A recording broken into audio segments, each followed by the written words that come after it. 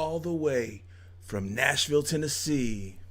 It's Hey Rockstar, the live stream, and the podcast. What's going on, y'all? I'm your host, Josafat Emiliano, and y'all know my faithful sidekick, Miguel. Wow, we're back. Episode 8. All I did was smile. Welcome, y'all. Hey Rockstar is a storytelling platform where we focus on empowering you and encouraging you to take notice of the big 5 in your life: your physical, your spiritual, your social, your mental, and your financial. We want you to start adding value into your life by practicing those areas of your life so that you can become the rock star of your industry. Hey Rockstar is also affiliated with Low Budget Productions. Oh, actually, we are under their umbrella. If you are on Facebook, I encourage you to go to Low Budget Productions, as you see there. Like them, follow them, so that you'll have access to just a plethora of podcasts that are designed to empower you, encourage you, and also entertain you. And guess what? Hey Rockstar now has a podcast under that same umbrella. We were just a live stream, but now we have a podcast. We have our first 3 episodes up. So I encourage you to go to wherever you guys listen to your podcasts so that you can support us in that area. Right now, I personally like Spotify, but and we're working hard to be available on Apple Podcasts. But I know we're available on Google Podcasts, Anchor FM. I can't remember all the names. There's just so many others out there. However, guys, welcome. Today we are live on Facebook. Thank you for that. We are also live on YouTube. If you are following us on YouTube, go and subscribe, like, and share. And for the first time, we're doing these shows on Twitch. I don't know who's going to join us on Twitch. Honestly, I don't know what I'm doing, but I'm here having fun, having a great time. But enough of small chat. Let's get to the main reason you guys are here.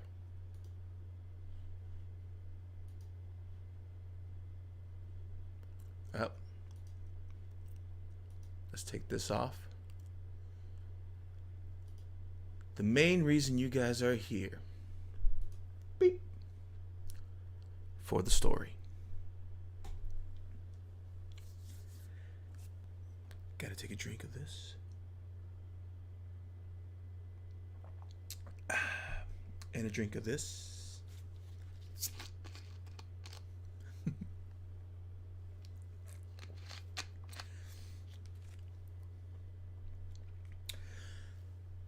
All I did was smile.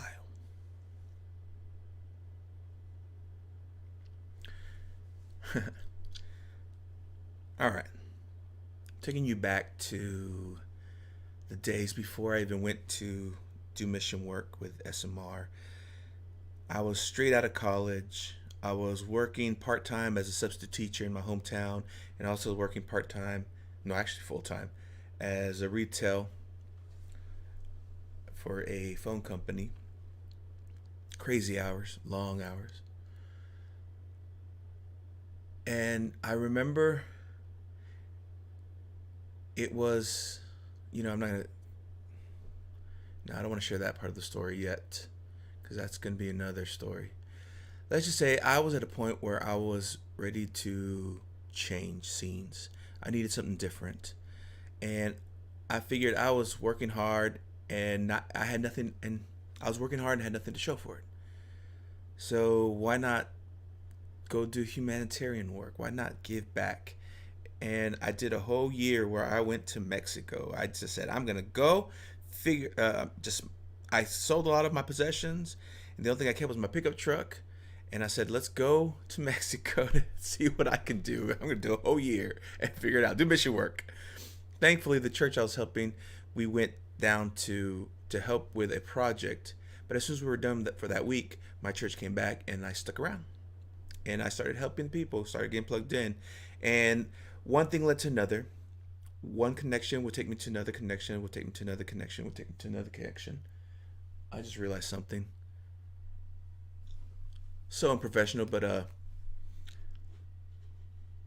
let Miguel take over this real quick. I gotta do something real quick.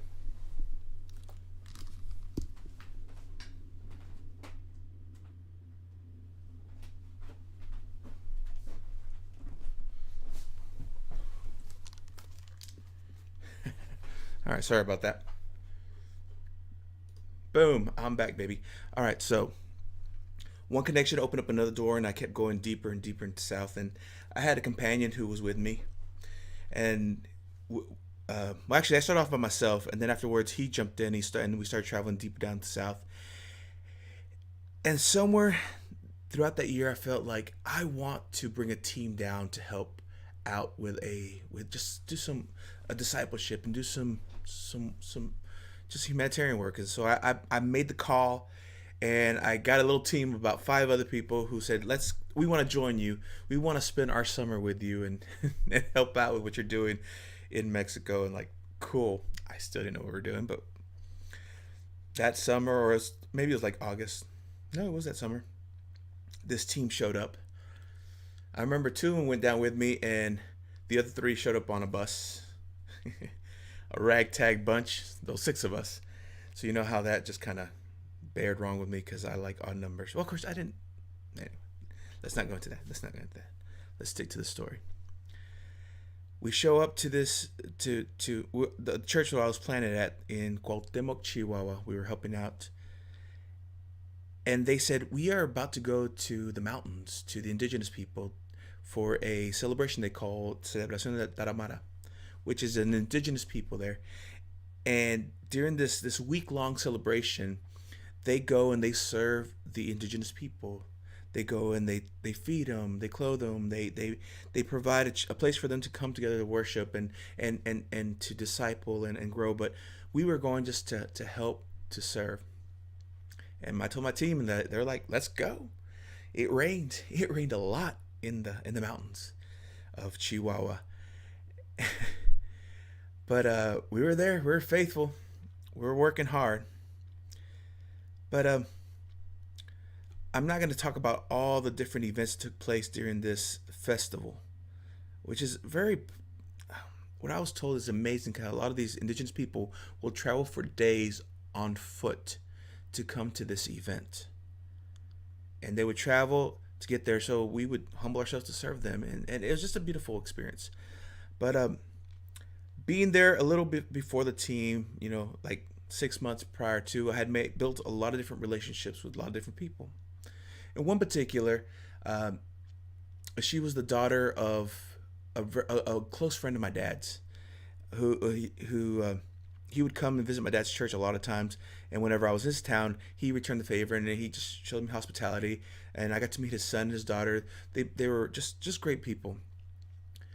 But she happened to show up to this event to help out too. And of course, she found my team and she got along swimmingly with all my team and they enjoyed her. But in this particular time, she brought another friend. And this friend just showed up and she goes, Josafat, I want to introduce you to someone. I'm translating, all in Spanish. She was saying that. Te quiero presentar a alguien. But she goes, I want to introduce you to, and she told me her name. And I just looked at her, and of course, my mind was kind of focused on the task at hand. And I smiled like, hey, welcome. And she just looked at me and she goes, oh, thank you. And I introduced her to everyone by name, boom, boom, boom. And I was like, hey, you're welcome to hang out. We're doing this right now. We're helping I think we were cleaning plates. We were washing dishes, actually. And then some people were like throwing out the trash. And we just tidying up. It was just like, you never think about it, but sometimes this is needed in a festivity. Someone who would say, hey, I'll just wash the dishes or I'll just throw the trash. I'll clean the tables. It seems like mundane work, but, it was something that it felt like an honor because we were able to help these people who've done so much just to follow their faith. But anyway, she jumped in and she got along with the girls on the team, and they're having a good time. And we ended this long weekend or maybe it was 3 days. Maybe it was more than just a weekend. Maybe it was 3 or 4 days. I just remember it rained every day, so all the days just kind of blended together. Because we took our tents and everything. We camped. But some of my team weren't used to camping. Thankfully, most of us were. But when this event ended, we are gonna go back to the town where we were staying at, and this girl, she's like, "Hey, I want to invite you guys to come over to my house to to eat and to meet my family." So we appreciate it, and we took her up on her offer, and we showed up, and she's just enjoyed hanging out with us. And actually, this girl was working, or she was just finishing up her studies in the medical. And the way it's set up in Mexico is they give you um, a scholarship, or they pay for your school, but in return you need to devote so many years to work for the government, like community service, and you devote in that field. And so she was getting ready to do that part, to start working and giving her time. But she had different areas in which she could involved in, and she was looking into pharmaceuticals or something like that. I think because she's like, it's just gonna be easy to help serve people medicine, whatever. But anyway, but she decided to take a week off, or she requested a week's, because we were going to be still another week in that town, and she wanted to spend every day with us. So every day she came and she hung out with us. I'm getting ahead of myself. Monday or Tuesday, we go over to her parents' house. Her parents are just ecstatic. They show us around. Her dad was actually a local pastor at a small church, and they feed us a great meal. And the mom just is beyond herself, and she takes me to the side. She goes, "Yeah, I'm just thankful that you guys are letting my daughter hang out with y'all, because she has not stopped having such a good time, and or just glowing and just enjoying being youthful again." She goes, "It's been a long time since my daughter's been so happy and such, and so of course I'm glad that she's hanging out with you guys." And so she did, and the mom was just happy that her daughter just was lively again.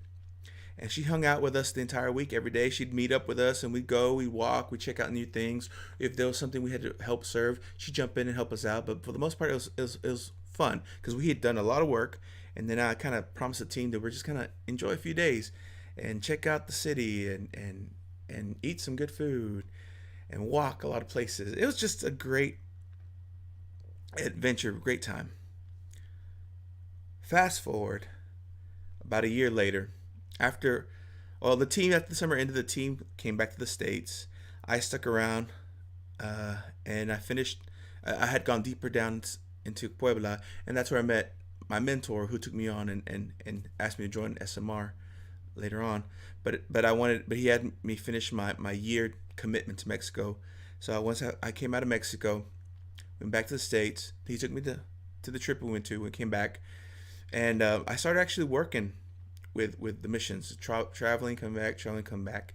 After about a year, I went home to visit my family, and some of the girls who were on the team had gotten involved in helping my home church back then. And so we were just hanging out. She goes, "Oh, guess what?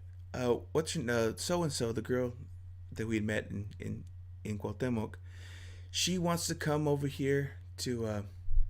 She got a permission to come on vacation, so she wants to come visit and spend time with us. We've been keeping in touch with her via emails and such. And like, oh, that's cool. And I happened to be in town whenever she doesn't come visit, so it worked out perfectly. And she showed up. She hung out. She stayed with the girls, but I'm like, now it's our turn to show you around town. She was a host of her city and let us and showed us around her city and all the beautiful things that were there.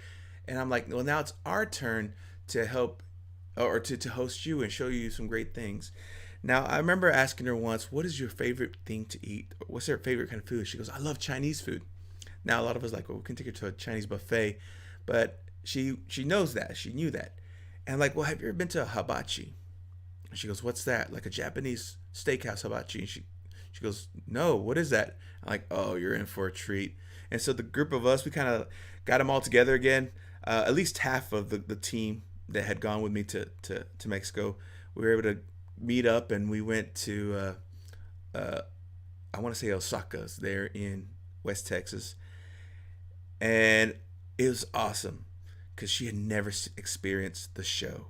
We get the grill, and as soon as the flames go up, you can just see her like a little kid on Christmas Day, And then when the guy threw pieces of rice and she caught it, it was a great time. It was a great experience for her to experience this. And she was just blown away for just something awesome that she's never got to experience. It was a good thing. Anyway, we fast forward. We have great times. And then her eventually her week ended and she had to go back because oh because she said that she had to go back because she decided where she was going to do her internship.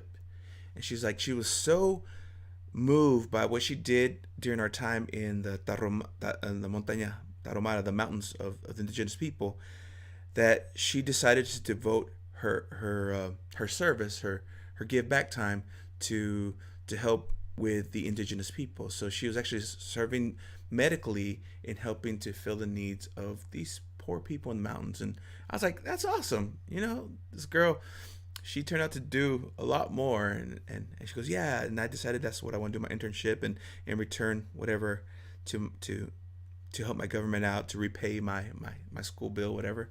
But that was what she was going to do, to help out. And so it was just a beautiful thing.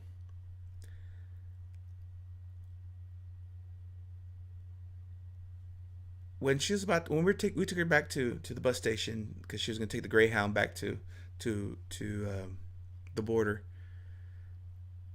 Before we went, she goes, "Hey, can I talk to you, Josafat?" I'm like, "Sure, what's going on?" You know, a solas, just privately. So she kind of pulled me away from the group, and I'm like, "What's going on?" And she goes, "I seriously wanted to say thank you." And I was kind of thrown away, like for the hibachi or for what? She goes, no, no, no, thank you, because you don't know the whole story. I'm like, what do you mean? She goes, well, back before I met you guys, she's like, I was involved in a long-term, serious relationship. And she goes, it had just ended. I was heartbroken. I was devastated. She's like, I was actually suicidal. I'm like, ooh. She's like, and I had already made my plans. I had already made up my mind that after that weekend, I was gonna. I had made plans to go to my work where I was gonna work study, and since I was working with drugs and medicines, she goes, I was gonna steal some drugs, and I was gonna go home and I was gonna overdose on it. And like, whoa. She goes, and my friend just told me, hey, no, hey, let's go to this thing in the mountains. And I'm like, I don't want to do that. That's. She's like, I'm not a girl of the mountains. I don't like camping. I don't want to get dirty. She goes, come on, it's gonna be fun. And she goes, all right. So she's like, I went. I went to this thing. I was mad. I was irritated. I went, but I had already made my mind that when I got back, I was still gonna do this. She goes, I'll just put up with this for my friend's sake. Then I'll come back and I'll do what I want to do. She goes, and I showed up. She goes, everyone was just. I found everyone irritating, and from her leader and her friends. She goes, she was introduced me to a lot of people. I was just like, whatever, because she goes, I just didn't want to put up with this anymore. She goes, oh, you got to meet my friends from America. And I rolled my eyes, like, because in my mind, I like, why do I want to meet anyone from America? They think they're better than us and all that stuff. She goes, and she goes, you got to meet Josafat. He's a really cool guy and whatever. So I'm like, okay, whatever. Let's get this over with. She goes, but something happened when she found you, and you turned around, and you just smiled. And she's like, something about that smile was genuine. It wasn't fake, which is the same thing. That was something that it caught my attention because I could tell that you truly were happy. And I wanted that. I needed that. And so I wanted to get to know you more. And then I saw that everyone around you was also happy. And they were ecstatic, even though we were in the mud, we were in the rain, we were working hard, but they were just joyful and happy. And that was not addicting, but that was like contagious. And so I'm like, I need to spend more time. And when I came home, I've totally forgot about my plans to kill myself. And I made plans instead to hang out with y'all. And every day that I got to spend more and more, y'all just loved on me, and I started feeling that happiness, and I started enjoying life, and to the point where I changed everything to want to serve others. And she goes, and then when you left and you gave me that last smile and last hug, she goes, that was a life changing event for me. And I just want to thank you, because if you had just been you, I probably wouldn't be here today.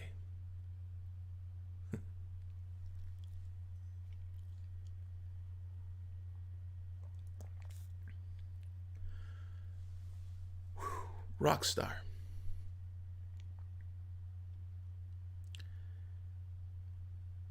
When you get serious about becoming the best version of you, stop trying to mimic others. Stop trying to be like someone else. Stop trying to be like whoever you see on TV or in the internet, whatever. But you genuinely start looking towards your inner beauty. And you start working to become the physically best version of yourself, the spiritually best version of yourself, the mentally best version of yourself, the socially best version of yourself, and even the financially best version of yourself.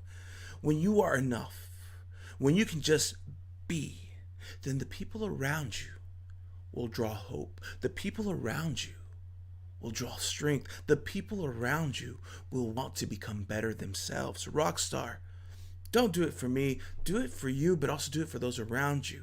Because you, by becoming the better version of yourself, you will empower, inspire those who look up to you to become better versions of themselves. Although this star is about focusing on the social, just being open, become a better you so that you can be you to everyone. That, my friend, is what a rock star. That is a true rock star. Someone who can inspire others just by being the best them they can be. I like that story. I mean, this girl, her life was changed. I didn't speak to her. I didn't speak deep words. I didn't, like, all I did was smile. Actually, it's more like Rockstar. Thank you for being you. Thank you for being here today. Thank you for listening today. And thank you, because I know that after this day, you're going to wake up and continue to strive for greatness. You're going to strive for excellence in the big five: physically, spiritually, mentally, socially, and financially, so that you can be a well-balanced individual, so you can be that rock star in your industry.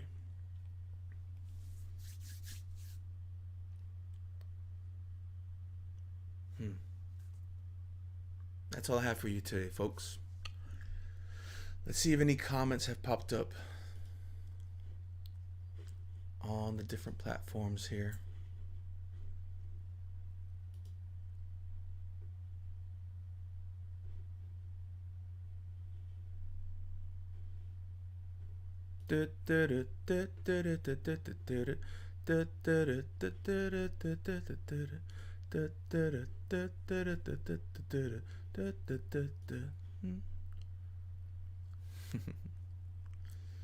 Thank you for the likes. Thank you for the love. Next week, I have an interview with a rock star. It's going to be a good show next week. A man who, amongst this beer bug epidemic, you know what I'm talking about, his business thrived. And his creativity continued to expound. And today it's even some more amazing things to his menu. I'm not going to say much more, but it was a good talk. We already pre-recorded the interview. I just got to fix it up. But I think I'm just going to play it as is. I mean, I'll give you a live intro and I'll play as is. And then we'll give you a live outro. Rockstar. Once again, Hey Rockstar is affiliated with Low Budget Productions. Go check them out. Go check them out. You know you want to. Let's bring back my boy, Miguel.